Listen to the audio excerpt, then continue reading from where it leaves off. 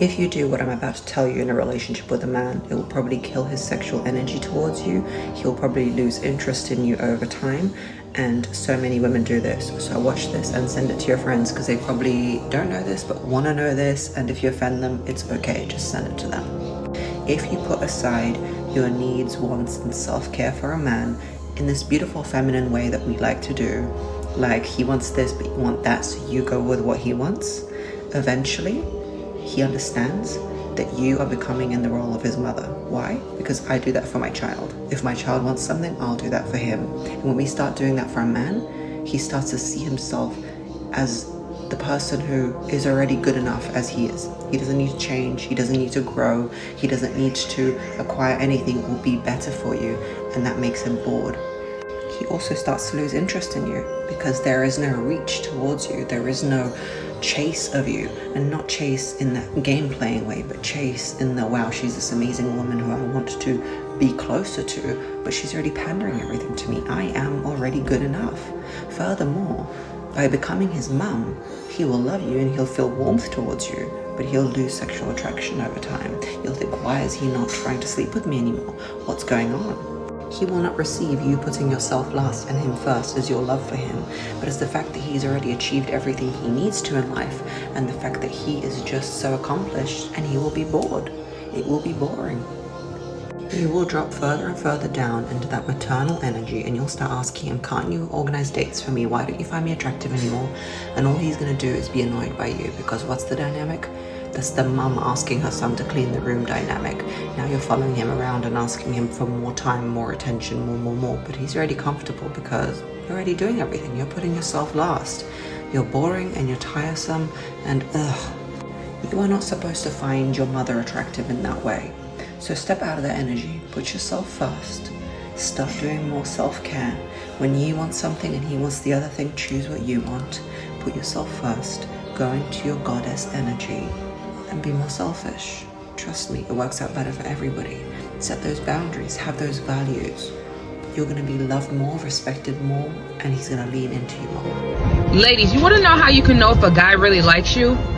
Be quiet. Let's talk about it, ladies. This is true. Prime example. If you're talking to a guy, right, and the guy never asks you, hey, I miss you, I want to see you. If you always have to initiate everything first, like, don't you want to go on a date with me? Don't you miss the date we had last time? If you have to put forth any effort on things that should be already addressed, he does not like you. Because a guy who likes you, you're not going to ask, hey, do you miss you? He's going to say, hey, I miss you. I miss your presence. Hey, can I take you out on another day? Hey, I love talking to you. I love the time and effort that I put into you. I love growing with you, manifesting things with you. They're going to put their best foot forward. When somebody tells you, like, you don't have to worry if a dude really wants you, he's going to show you in his actions. I'm not talking about materialistic things, I'm sorry. Because any dude can give you anything materialistic. I'm talking about that man is going to try to touch every inch of your soul in the most positive way possible and show you that you ought to be loved. If a man ever tells you that he likes you, just ask him why.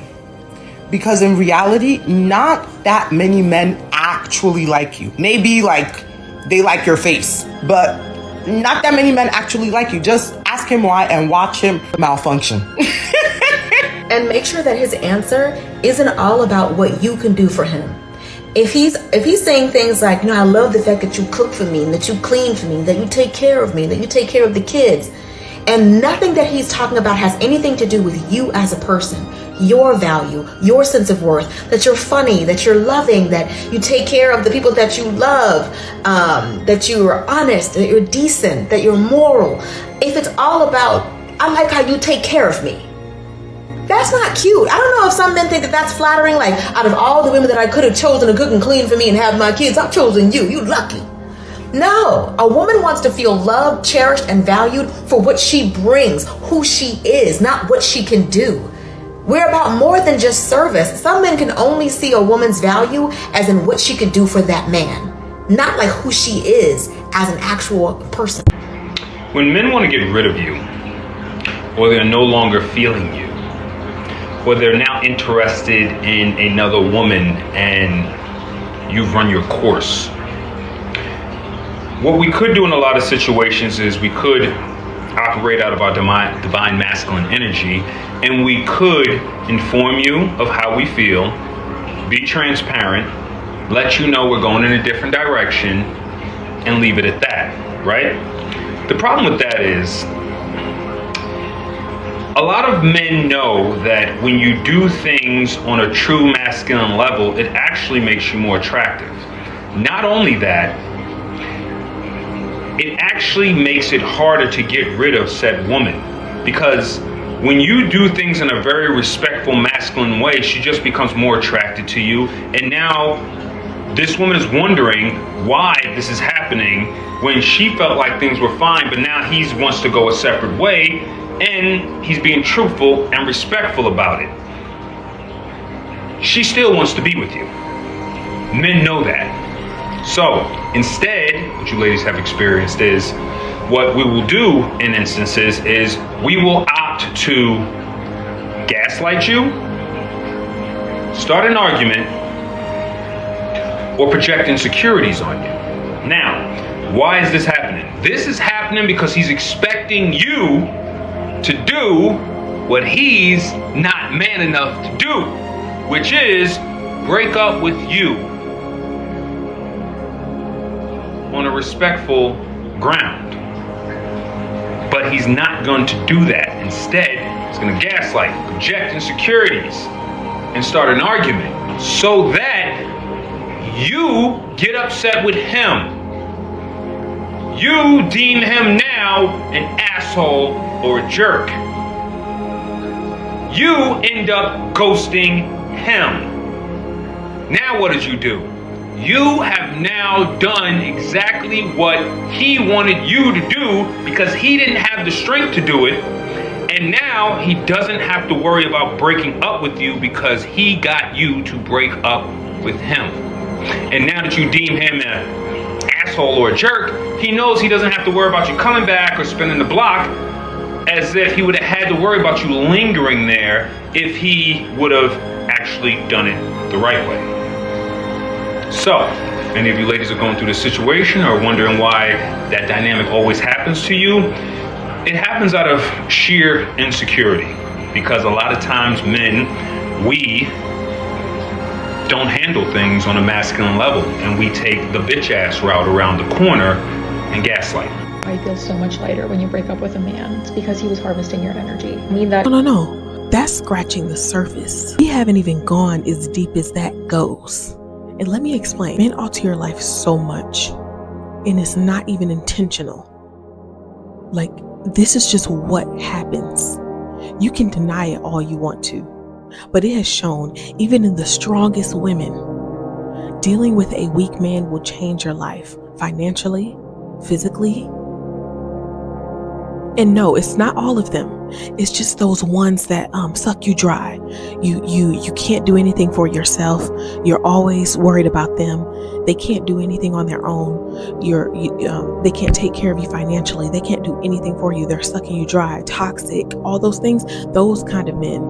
Now, those strong masculine men that are taking care of you and allowing you to be feminine, those men, they take a small portion from you, but they also fill it back up. It's totally different. Even sexually, when you're having intercourse with a guy who is toxic, or he's on a different frequency than you, he's on a different level than you start to become him. Yeah. You start to become everything that he is. If he's fighting demons, you're going to start fighting them. If he's depressed, you're going to start getting depression. If he's anxious, you're going to start feeling a little nervous every single time. And I was talking to one of my sisters, and I was like, why every time I have a downfall in life, I was in a relationship? Every time. And every time I was single, I was my best self. I mean, I created some of the most beautiful things when I was celibate. I think there's more to be studied about this, but I do see a lot of women are waking up, and I'm so happy. I'm so happy. The girl that I dated before her, I know she would have been a good wife, beyond a shadow of a doubt. I know she would have made a good wife. I rejected her for one reason. I couldn't see myself being attracted to her for my entire life. That's cruel. Nope, that was wise. She is now married. She got married not too long after that. So I had to be honest with myself. So she fit the mold of a good wife, but she wasn't that top treasure that I was looking for. If I was a woman, I wouldn't want to have a child either. Why would I want to have a child? I don't need to have a child. I don't need to have a man. I don't need to pretend that I'm in love. I don't need to pretend that I want to be a mother. I don't need to stay at home and play giggle giggle with a little child who's just another slave in the system. I don't have to do any of this shit. Why should I do that? Why should I waste my resources doing this when there's other games that are much more fun that are available for me to play? Why?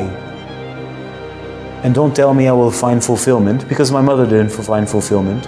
My grandmother didn't find fulfillment, and that's why I'm the byproduct of their lack of fulfillment. So I'm talking as a woman, right?